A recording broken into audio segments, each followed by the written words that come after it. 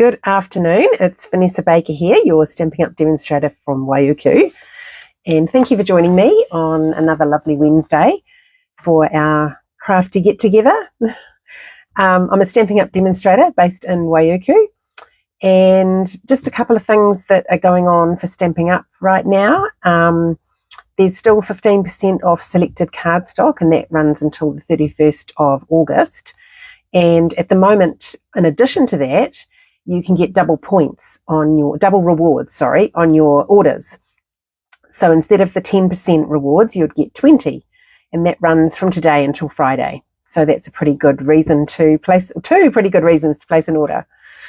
And I'd love it if you chose me as your demonstrator. Right, I'm going to flip my camera around. Oh, hang on, let me just make sure that I am actually live with sound. It's always good to check that out before we get too carried away. Perfect, all good. Just pop that to the side. Okay, so today, let me flip that around now. So today I thought I would use, get that better aligned, the product of the month this month, which is a DSP, and it's a specialty DSP. It's quite subtle, and I don't know if the camera will pick it up, but there's a slight sort of pearlised look to the paper, slight sort of shimmer, and because of that, it's plain on the back. So you get a pack with 12 pieces, 2 each of these 6 designs, and they're very kind of autumny, sort of, I guess it's, but I think they could also be summer for us. These are kind of quite, with the yellow and the Cajun craze and golden glow. And these leaves too, I think, that could be a spring kind of thing. So yeah, I think the paper is quite lovely, and I really like that shimmer that it has. So that's the product of the month, and you can earn the product of the month or buy the product of the month with a $150 order. So when your order reaches $150, there's a bar at the top of the screen, and it will say that you can choose your product of the month, and then you click on that button and it takes you through to what's available. So you'll have the choice of this paper, or there could be some from previous months which they still have stock of. So you can choose anything that comes up there, add it to your cart, and you'll just be charged $11 for that item. So it's a pretty good incentive to get your order to that amount, and $11 is amazing value for, I don't know, a stamp. Sometimes it's a stamp set. We've had designer series paper. I think those are the 2 main ones we've had. But yeah, amazing value. Okay, so for today's card, this is one that I saw, excuse me, a demonstrator called Laura Beecham create, and she called it Chop Chop Stick. And I just think it's a great one to have in your sketchbook for using with DSP. So when I saw the pumpkins in that DSP, the product of the month, and what was it called? I did have that written down. Glow of Harvest specialty paper is what it's called. Yeah, I just really liked the pumpkins. So I thought I would do it with that. So I've got here a card base, and then I'll show you some examples later. Laura actually she got a journaling pen, one of these sort of pens, and actually drew a line around her card base as a bit of a border. But I thought I wouldn't do that because a lot of people don't think they can draw straight, etc. But I'll show you what I did afterwards.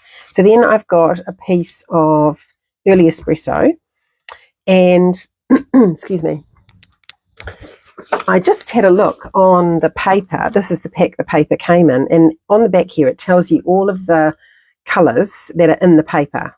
So that helps you to choose what cardstock you would use as this layer. And I tended to go for a darker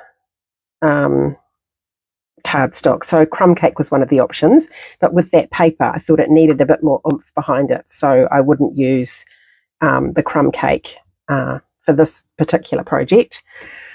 Okay, so for this piece is the measurements will be in the email, but my one is 9.5 centimetres tall and 10 centimetres wide. And then I haven't brought the measurements with me. That was a bit silly. Let's see if I can find them quickly. Because I've been playing around a little bit with the measurements because Laura's post was in inches.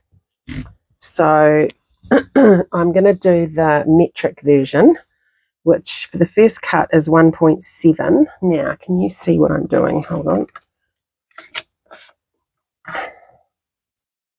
Bring this down here. So I just go to 1.7 across the top and cut that. So that's my first one. The next one is 2.2.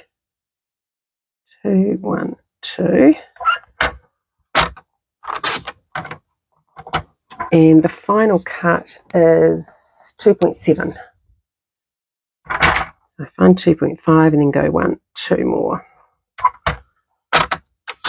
Okay, so that gives us 4 pieces, and you want to keep them in that same order. So I'm just going to pop them down here. It's quite easy to tell on this paper, but if you're doing a different, a more intricate pattern, then it could be easy to muddle them up, and then you'd have a jigsaw puzzle of a job trying to get them back in the right order.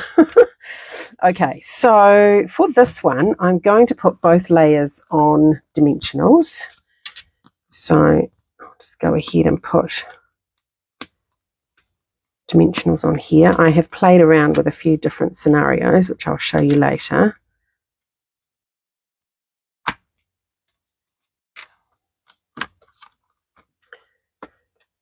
Take these off.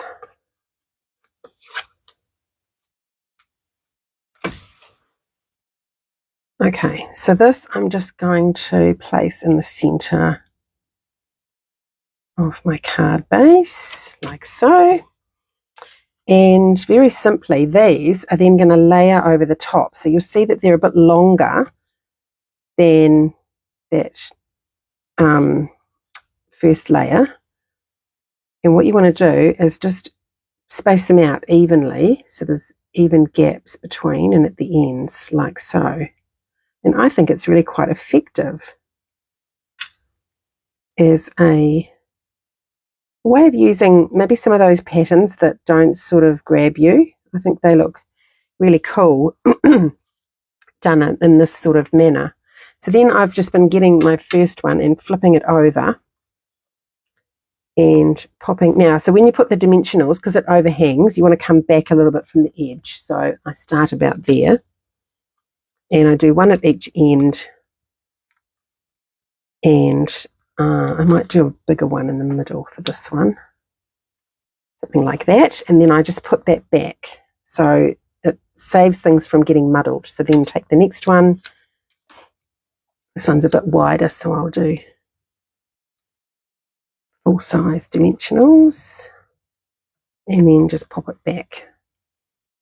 Just double check that it's in the right right way round as you go.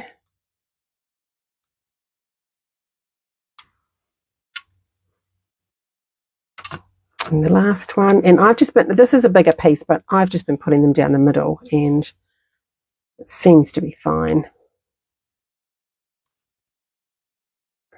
Okay, so now you want to just work on your spacing and get them about where you want them. And then I have actually been starting with the smallest one, but I'm wondering if starting with the bigger one might be easier. Let's take those backings off. And then the paper has been curling slightly, so I'm just curling it back so I don't end up with it being bent when it is on.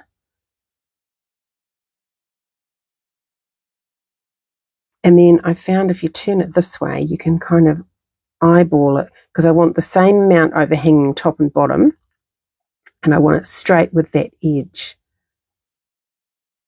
along the side where that gap is. So that's where I'm going to put it, and then do the same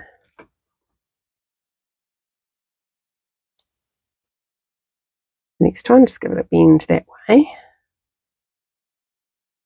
And now I'm lining it up with the same distance. So right or wrong, whatever you've done with this one, you want to do with this one. So you've got that straight line, top and bottom.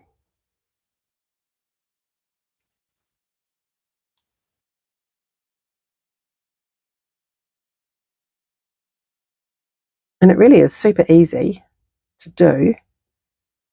I've made a few of them this morning. And now I've perfected my measurements as well.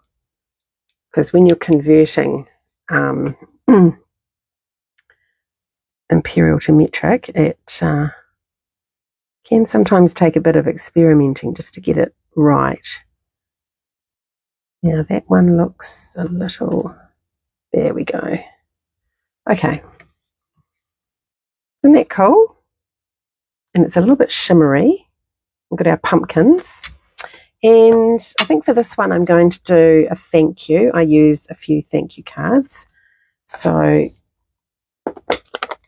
I've got Early Espresso ink and a thank you here. Oh, and this little piece is die cut from the Everyday Arches dies.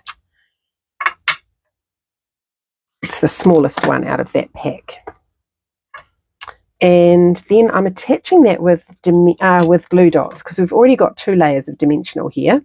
So what I'm doing is just, I want it to overhang the DSP here, but not overhang the cardstock underneath. So I want it placed roughly there.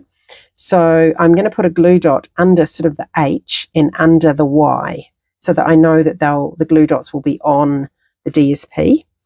So I just sort of eyeball where that is on my sentiment. About where the Y is there. And just the 2 glue dots is enough. And again, if it's got a bit bent, bend it back the other way. Always easier to do before you attach. Okay, and then that's just going to go down the bottom there, like so. And for embellishments, I've got the adhesive backed metallic gems. And I've been using the gold ones with this paper, which is quite lovely.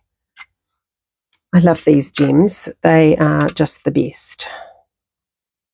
So let's pop one down here.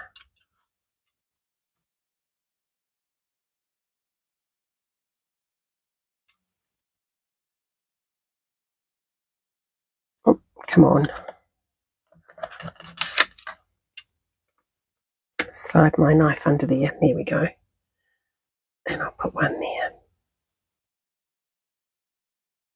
So a really easy, simple card, but looks really effective, right? It looks complicated, but it's not at all, as you've just seen. Really quick and easy. And so I've also made a few others to show you. So this one was with the same DSP pack. It was one with the golden glow in it, but I've used Cajun Craze as the backing colour because, like I say, I felt it needed something a bit deeper than the golden glow. And this one I was experimenting with putting a layer under there instead of the drawn line, just to give a little shadow. So that's another option you can do, is to put just our normal card layer, whatever that is for you, for that first layer, and then do your coloured piece on top of that. So it just gives a little bit more interest. Then, this is the one I did copying Casing Laura. So this was with the Moonlit Flora DSP, and I have drawn the line. So this is what Laura did on her video. just with a journaling pen, that black line that goes around. And I think it really suits this darker, moodier sort of paper, whereas I think on this lighter paper, you'd either want a different colour or, like me, just do a layer instead. But I think it works with this one. And this is where I was playing with my sizing a bit. So it looks a little bit different to that one in terms of the height and the width of the paper. But I think I've got the balance quite right now with that. Not that this doesn't look great. I'm still going to use it. And on that one, I just put a bit of the DSP on the inner as well to finish it off. And I've got the little green embellishments there. A little bit hard to see on that because I've put them sort of near the green, but you can see them in person. So that's good. And then I did another one using the Delicate Dreams DSP. And I think this was the first one I did with the new measurements, yes. And I really like that, how it takes up a bit more space on the card. I didn't feel it needed that black line once I got the measurements perfected.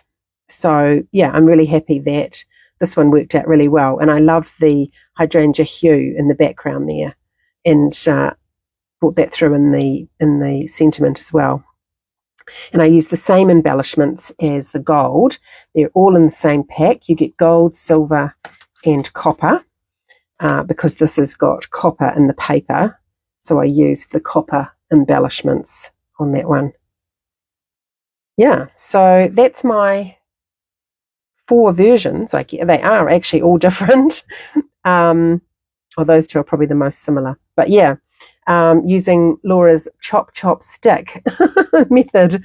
But anyway, I'm putting this into my sketchbook. So the one I got from Martin Stone has vertical, or what would you call that? That's portrait direction. And then if you flick further into the book, you've got some landscape, which is what these are, of course. So I've just done my quick little sketch here. And look, it doesn't need to, I'm not going to rule those lines, make it straight. I can tell what I mean. And then I'm going to have the measurements down here, so it'll all make sense. And of course, that sentiment piece can be moved around. You can put it up the top, you could put it over here, you could have it going the other way. So there's lots of different options with that, but the sketch is a great place to start and to remember these things, because a few months from now I might be looking for something, a quick and easy card I can whip up in a hurry, and this would be perfect, so I can refer back to my sketchbook, and maybe I'll even put the time it takes and stuff like that. So it's useful things to jot down that you can refer back to later. Right, so I think that's everything for today. That was a quick and simple design for you. So yeah, I hope you have some fun. I'm going to do some more now because they're just so much fun to do. And yeah, use up some more of my DSP and get lots of thank you cards into my stash.